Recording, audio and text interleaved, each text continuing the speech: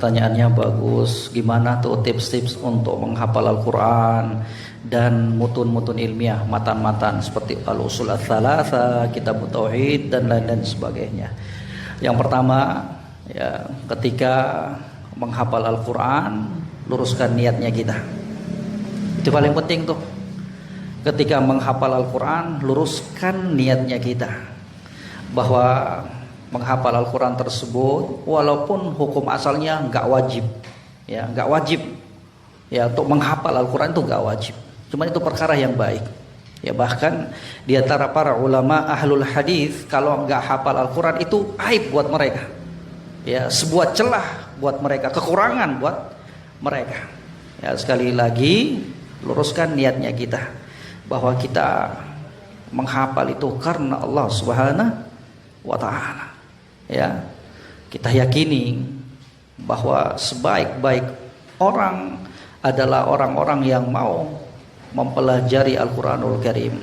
Khairukum man ta'allama Al-Quran wa 'allamahu. Sebaik-baik kalian, kata Nabi sallallahu alaihi wasallam dalam hadis Utsman bin Affan radhiyallahu taala, sebaik-baik kalian adalah orang yang mau mempelajari Al-Quranul Karim dan mengajarkannya. Ya. Kita hafal ayat tersebut, kemudian kita baca, ya. Tidak sekedar kita hafal, ya, tapi kita amalkan, ya, niatkan karena Allah. Bukan kemudian menghafal Al-Quran tujuannya untuk dikatakan sebagai qari, penghafal Al-Quran, pembaca Al-Quran. Ya, bukan niatnya untuk menghafal Al-Quran biar bisa menjadi imam, dilihat orang, didengarkan suaranya, enggak. Tapi niatkan karena Allah Subhanahu wa Ta'ala. Itu ibadah, ibadah yang mulia. Ya, itu ibadah yang mulia. Hati-hati, hati-hati, hati-hati. Ya, orang yang paling pertama dihempaskan dalam neraka, tahu siapa? Hah? Bukan pencuri, bukan koruptor, tapi siapa? Di antaranya adalah orang yang membaca Al-Quran tapi salah niat, ya, salah niat. Kata Allah Subhanahu wa Ta'ala, ketika hamba tersebut, penghafal Quran tersebut, diperlihatkan nikmat-nikmat Allah Subhanahu, diakui. Kemudian kata Allah, apa yang kamu perbuat dengan nikmat pemberianku tersebut? Kata penghafal Quran ini, ya Allah, dengan nikmat tersebut aku menghafal Al-Quranul Karim, aku pelajari Al-Quranul Karim. Kata Allah Subhanahu wa Ta'ala, kadzabta. Kalau di dunia boleh saja, mungkin saja kita bisa ngelabui orang, ya, kita bisa kibulin orang, bohongin orang. Tapi tidak demikian pada hari kiamat. Terbongkar semuanya. Apa yang ada pada dirinya kita, niatnya kita, hatinya kita. Yauma tubalas sarair, kata Allah Subhanahu wa Ta'ala. Di hari itu, di hari kiamat akan terbongkar semuanya. Apa yang berada dalam hati-hati kalian, dari niatan baik ataupun niatan busuk, dibongkar semuanya oleh Allah Subhanahu wa Ta'ala. Kadzabta, kata Allah Subhanahu wa Ta'ala, dusta kamu, bohong kamu wahai hambaku. Kamu baca Al-Quran, kamu hafal Al-Quran agar kamu dikatakan qari, pembaca Al-Quran, pembaca Al-Quran. Kemudian diperintahkan untuk dihempaskan ke dalam neraka Allah Subhanahu wa Ta'ala. Na'udzubillah. Ini yang pertama, luruskan niatnya kita lillah, karena Allah Subhanahu wa Ta'ala. Hati-hati. Dalam hadis yang diriwayatkan oleh Imam Bukhari dan Imam Muslim dari sahabat Abu Hurairah radhiyallahu taala, kata Nabi sallallahu alaihi wasallam, Al-Qur'an hujjatun laka aw alaik. Al-Quran itu hujjah yang bisa mendatangkan kebaikan untuk kamu. Kapan itu? Dibaca, dihafal, ditadaburi, kemudian diamalkan. Aw alaik, ataukah hujjah yang akan membinasakan kamu. Kapan? Dibaca, dibaca, dihafal, direnungi, tapi dalam pengamalan aplikasi nol. Ya, bahaya. Ya, hati-hati. Itu yang paling pertama, diluruskan niatnya kita. Kemudian tips yang kedua untuk menghafal Al-Quran, apa itu? Jauhi kemaksiatan. Ya, Ini ada asar yang disebutkan dari Imam Syafi'i, kata beliau, syakautu ila waki' su'a hifdhi fa arsyadani ila tarkil ma'asi wa qala i'lam annal ilmah nurun wa nurullah la yu'tahul 'asi. Aku pernah mengadu kepada Al-Imam Waqi' tentang jeleknya hafalanku, ya. Kemudian beliau mengarahkan, menasehati aku untuk meninggalkan kemaksiatan, dan beliau mengatakan, ketahuilah sesungguhnya ilmu itu adalah cahaya, dan cahaya Allah, ilmu itu tidak akan diberikan kepada pelaku kemaksiat. Ya, dihindari kemaksiatan tersebut. Ingin lancar menghafal Al-Quran, ataukah mutun-mutun lainnya, matan-matan hadis, ya, matan-matan kitab-kitab para ulama, jauhi kemaksiatan. Ya. Kemudian yang ketiga dari tips menghafal Al-Quran, ketika menghafal Al-Quran jangan ganti-ganti mushaf, satu aja.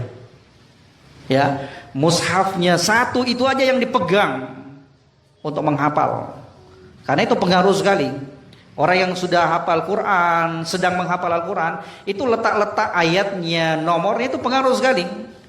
Kapan dia ganti mushaf yang lainnya, loh kok letaknya ini beda ya, harusnya kan belum balik, kok udah balik nih, kan pengaruh, akan membuyarkan konsentrasinya.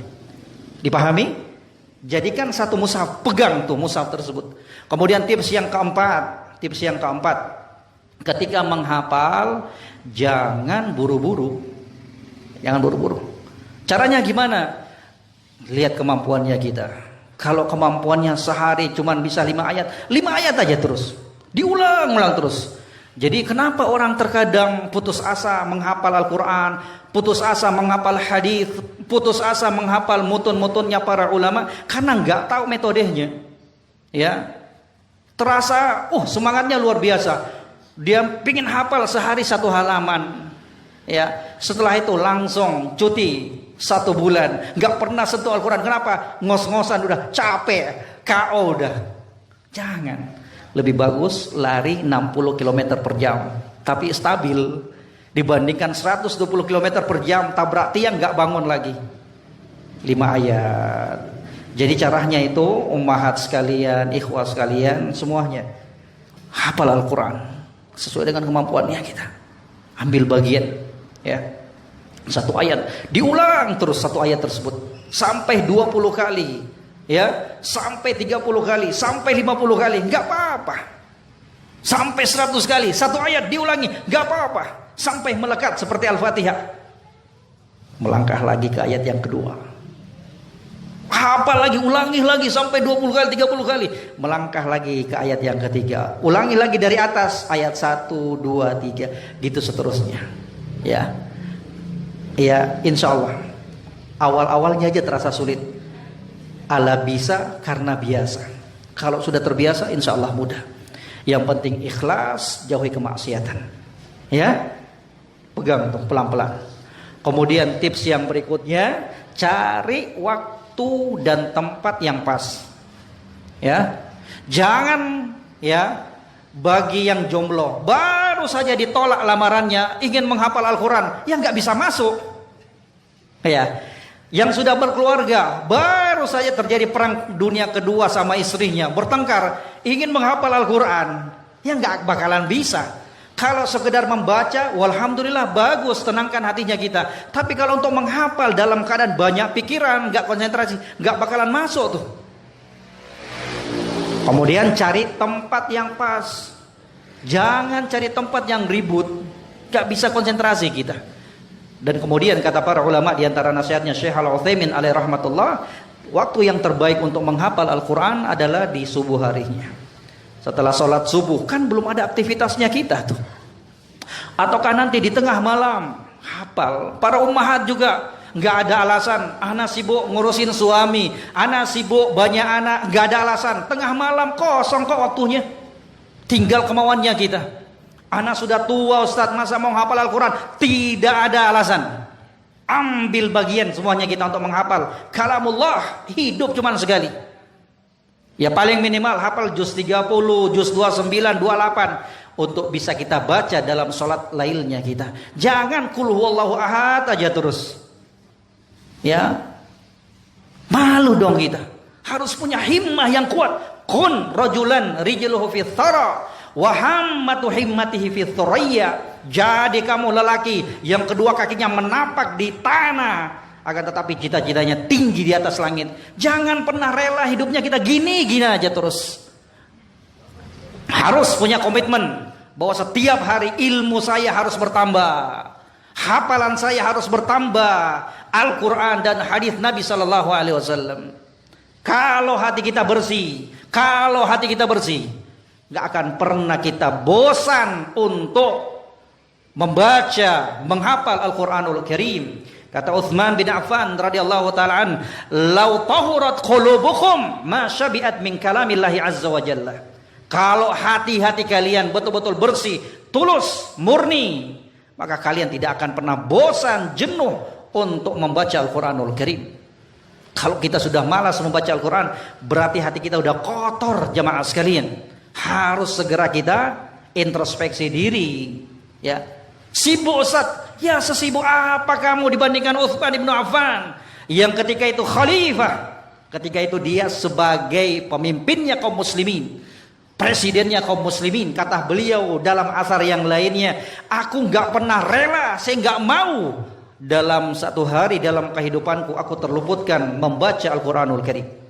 Sesibuk apa kita dibandingkan Utsman bin Affan radhiyallahu taala?